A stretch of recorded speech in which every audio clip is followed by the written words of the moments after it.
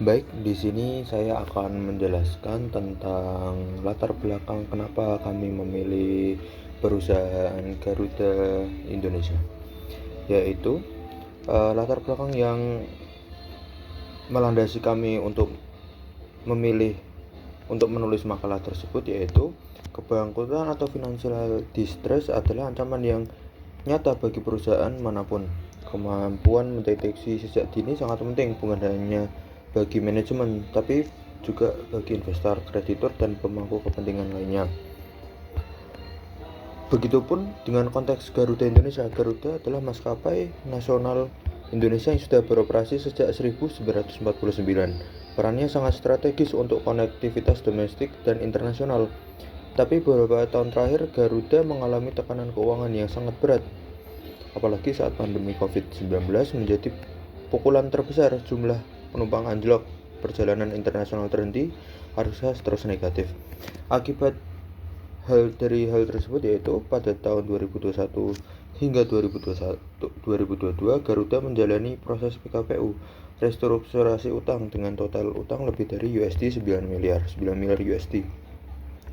Meskipun PKPU selesai, laporan keuangan dari 2023 sampai 2025 masih menunjukkan sinyal yang mengkhawatirkan: defisit ekuitas yang dalam, rasio utang di atas 100%, dan kerugian bersih yang kembali terjadi di tahun 2024 dan 2025. Inilah yang mendorong kami melakukan analisis kebangkrutan secara komprehensif. Saya lanjutkan rumusan masalah dan tujuan dari makalah kami. Rumusan masalah yang pertama ada bagaimana kondisi keuangan Garuda Indonesia pada periode tahun 2023 sampai 2025. Yang kedua, bagaimana prediksi kebangkrutan menggunakan metode Altman Z-score. Yang ketiga, bagaimana prediksi menggunakan metode Spring S-score. Dan keempat, bagaimana prediksi menggunakan metode Zwiejewski X-score. Yang kelima, yang terakhir, apa rekomendasi strategis yang bisa diberikan. Dari rumusan masalah tersebut, kita memiliki tujuan makalah, yaitu satu, menganalisis kondisi keuangan Garuda secara menyeluruh dari laporan keuangan dari tahun audit 2023 sampai tahun 2025. Yang kedua, menghitung dan menginterpretasikan nilai Z-score, S-score, dan X-score. Yang ketiga, membandingkan hasil ketiga metode agar kesimpulan lebih kuat dan tidak bias satu metode saja. Yang keempat, memberikan rekomendasi strategis berbasis data kepada manajemen dan pemangku kepentingan. Dan habis itu saya lanjutkan untuk profil perusahaan. Profil perusahaan ini menggunakan nama PT Garuda Indonesia Persero Tbk dengan kode saham yaitu GIAA. Yang kedua, berdiri sejak tahun 1949, maskapai nasional Republik Indonesia. Terdaftar di dalam BEI, saat ini berada di papan pemantauan khusus watchlist, yang artinya OJK atau BEI sedang mengawasi kondisi keuangan secara ketat. Pemegang saham pengendali Garuda Indonesia yaitu pemerintah Indonesia melalui Kementerian BUMN. Maskapai ini memiliki anak perusahaan utama yaitu PT Citylink Indonesia, maskapai LCC kepemilikan 99,99%. Yang kedua ada PT GMF Aero Asia Tbk, perawatan dan perbaikan pesawat, kepemilikan saham yaitu 89,99%. Yang ketiga ada PT Aero Wisata yang bergerak di bidang perhotelan, catering, dan biro perjalanan. Mungkin cukup sekian dari saya. Terima kasih. Oke, di bagian ini saya akan bahas mengenai kronologi krisis keuangan, metode analisis, serta ringkasan data keuangan dari PT Garuda Indonesia. Pertama, kita lihat kronologi krisis keuangan Garuda Indonesia. Krisis ini sebenarnya sudah mulai terlihat sejak tahun 2019, di mana perusahaan mengalami tekanan akibat tingginya biaya sewa pesawat dan beban utang yang besar. Kemudian kondisi semakin memburuk pada tahun 2020 hingga 2021 akibat pandemi COVID-19. Jumlah penumpang turun drastis sehingga arus kas perusahaan menjadi negatif dan tidak mampu memenuhi kewajiban keuangannya.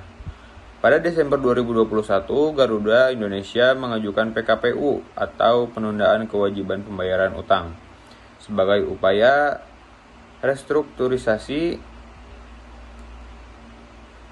utang yang nilainya lebih dari 9 miliar dolar. Selanjutnya, pada tahun 2022, proses restrukturisasi berhasil diselesaikan melalui penerbitan obligasi dan suku baru.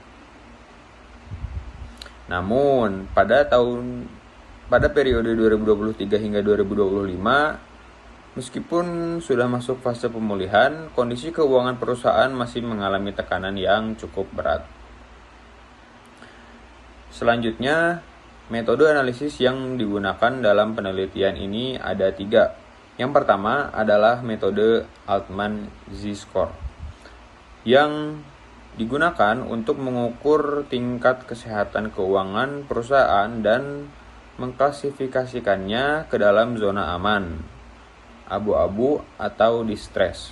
Yang kedua, metode Springett S-score yang fokus pada efisiensi dan kemampuan perusahaan dalam menghasilkan laba. Jika nilainya di bawah 0,862, maka perusahaan berpotensi mengalami kebangkrutan. Dan yang ketiga adalah metode Zmejewski X-score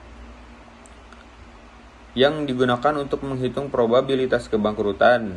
Jika nilai X lebih dari 0, maka perusahaan memiliki resiko bangkrut. Selanjutnya, berdasarkan ringkasan data keuangan tahun 2023 hingga tahun 2025, dapat dilihat bahwa kondisi keuangan Garuda Indonesia masih belum stabil. Total aset perusahaan cenderung fluktuatif, sementara total liabilitas masih lebih tinggi dibandingkan aset, terutama pada tahun 2023 hingga 2024. Dari sisi ekuitas, perusahaan mengalami defisit atau ekuitas negatif pada tahun 2023 dan 2024. Namun mulai membaik menjadi positif pada tahun 2025. Selain itu, dari sisi profitabilitas, perusahaan mencatat laba pada tahun 2023, tetapi kembali mengalami kerugian pada tahun 2024 dan semakin besar pada tahun 2025. Hal ini menunjukkan bahwa pemulihan keuangan perusahaan belum berjalan secara konsisten. Baik, selanjutnya pembahasan ada di analisis tren keuangan. Yang pertama ada di pendapatan usaha. Jadi pendapatan usaha Garuda Indonesia menunjukkan tren yang sangat fluktuatif atau naik turun. Jadi pada tahun 2023 pendapatan mencapai sekitar 2.936,6 juta US dollar. Yang dimana ini tumbuh signifikan dari tahun sebelumnya, yaitu sekitar 2.100,1 juta pada tahun 2022. Seiring dengan pemulihan lalu lintas penumpang pasca pandemi. Lalu pada tahun 2024 pendapatan meningkat jauh lebih tinggi menjadi sekitar 3.416,5 juta US dollar. Yang dimana penambahannya sekitar 16,4%, didorong oleh peningkatan penerbangan berjadwal dan tidak terjadwal termasuk penerbangan haji. Namun pada tahun 2025 pendapatan mengalami penurunan menjadi sekitar 3.216,6 juta US dollar. Yang dimana itu minus 5,9%, mengindikasikan adanya tekanan kompetitif dan operasional yang kembali meningkat. Nah, lalu yang kedua ada di profitabilitas. Jadi kinerja profitabilitas sangat mengkhawatirkan. Setelah berhasil membukukan laba bersih sekitar 252,0 juta US dollar pada tahun 2023, perusahaan kembali mencatat kerugian bersih sekitar 69,8 US dollar pada tahun 2024 dan semakin dalam menjadi 319,4 juta US dollar pada tahun 2025. Kondisi ini mengindikasikan bahwa pemulihan profitabilitas operasional yang berkelanjutan belum tercapai. Lalu yang ketiga di posisi ekuitas. Jadi salah satu indikator paling kritis adalah posisi ekuitas, yang dimana pada tahun 2023 total ekuitas masih negatif sekitar 1.282,7 juta US dollar dan semakin memburuk menjadi negatif 1.351,9 juta pada tahun 2024. Dan pada tahun 2025 terjadi perbaikan signifikan dengan ekuitas menjadi positif yaitu 91,9 juta US dollar. Kemungkinan besar dipicu oleh setoran modal baru dari pemerintah atau konversi utang menjadi ekuitas. Meski demikian, angka ini masih sangat kecil relatif terhadap skala bisnis dan total utang perusahaan. Lalu selanjutnya ada di analisis prediksi kebangkrutan dengan 3 metode. Yang pertama ada di metode Altman Z-score. Bisa dilihat dari tabel di atas. Untuk data keuangan sudah terlampir di sebelahnya. Jadi selama 3 tahun berturut-turut antara 2023 sampai 2025, Z-score Garuda Indonesia ini berada jauh di bawah ambang batas distress sebesar 1,81. Nilai negatif yang sangat konsisten mencerminkan dominasi faktor X2 atau akumulasi defisit yang sangat dalam. Dan X1 yaitu modal kerja negatif yang jauh mengalahkan sumbangan positif dari perputaran aset dan EBIT. Meskipun ada sedikit perbaikan dari minus 0,36 menuju minus 0,24, perusahaan masih berada dalam zona distress yang ekstrim. Lalu yang kedua, analisis menggunakan metode Springett S-score. Bisa dilihat dari tabel di samping, di mana berdasarkan model Springett, Garuda Indonesia berada dalam zona distress untuk seluruh periode analisis dari tahun 2023 sampai 2025. S-score yang masih di bawah 0,862 bahkan semakin negatif pada tahun 2024 dan 2025 menunjukkan bahwa memburuknya rasio EBT atau liabilitas lancar. Jadi akibat kerugian sebelum pajak yang semakin besar menjadi faktor penentu utama. Hal ini mengkonfirmasi bahwa model operasional Garuda Indonesia belum mampu menghasilkan return yang memadai atas beban kewajiban lancarnya. Dan yang ketiga ada hasil dari metode Smijewski X-score, di mana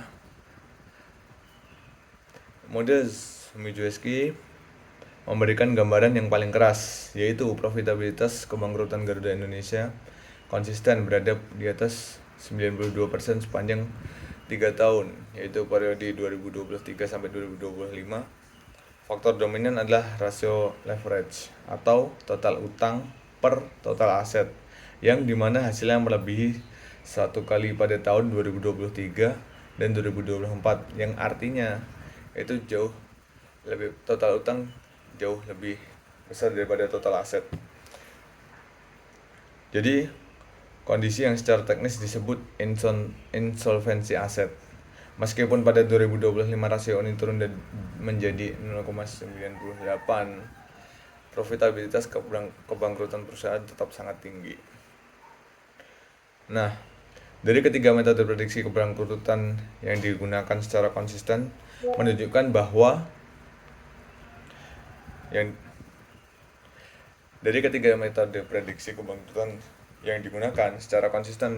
PT Garuda Indonesia berada dalam kondisi finansial distress yang serius sepanjang 3 tahun, yaitu periode 2023 sampai 2025.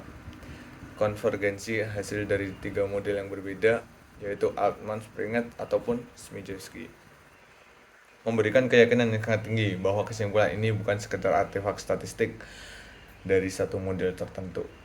Sekian, selanjutnya akan dilanjutkan oleh teman saya. Baik, selanjutnya saya akan melanjutkan materi mengenai faktor-faktor penyebab financial distress atau kebangkrutan yang dialami oleh PT Garuda Indonesia. Nah, berdasarkan hasil analisis kami, terdapat beberapa faktor utama yang menyebabkan PT Garuda Indonesia mengalami kondisi tersebut. Jika kita lihat dari faktor internal, yang paling dominan adalah tingginya beban sewa pesawat dan utang perusahaan. Beban bunga dan biaya keuangan yang terus meningkat pun membuat profitabilitas perusahaan semakin tertekan. Selain itu, akumulasi defisit yang sangat besar menunjukkan bahwa kerugian perusahaan telah terjadi dalam jangka panjang dan belum sepenuhnya pulih. Inefisiensi operasional juga menjadi masalah karena total biaya operasional masih lebih besar dibanding pendapatan yang diperoleh. Sedangkan jika kita lihat dari faktor eksternal, Garuda menghadapi persaingan yang sangat ketat di industri penerbangan, terutama dari kompetitor maskapai berbiaya rendah. Selain itu, fluktuasi harga aftur dan nilai tukar dolar turut memengaruhi biaya operasional perusahaan. Kemudian juga faktor regulasi pemerintah seperti pembatasan tarif tiket dan kewajiban layanan publik sebagai BUMN juga menjadi tantangan tambahan bagi perusahaan. Nah, karena hal tersebut, kami merekomendasikan beberapa strategi yang dapat dilakukan oleh PT Garuda Indonesia. Yang pertama, perusahaan perlu melakukan restrukturisasi dan optimasi armada pesawat, termasuk negosiasi ulang kontrak pesawat agar beban perusahaan dapat berkurang. Yang kedua, Garuda perlu melakukan diversifikasi sumber pendapatan, misalnya melalui bisnis kargo, penerbangan charter, serta optimalisasi layanan haji dan umroh.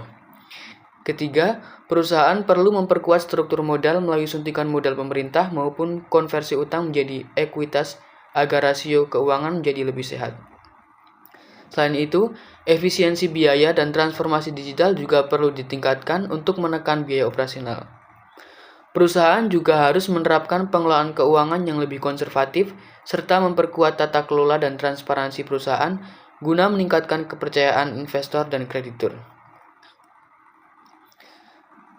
Nah, yang selanjutnya, untuk kesimpulan presentasi kami pada kesempatan kali ini adalah berdasarkan analisis menggunakan metode Altman Z-Score, Spring S-Score, dan Zmijewski X-Score, dapat disimpulkan bahwa PT Garuda Indonesia masih berada dalam kondisi financial distress yang serius selama periode 2023 hingga 2025.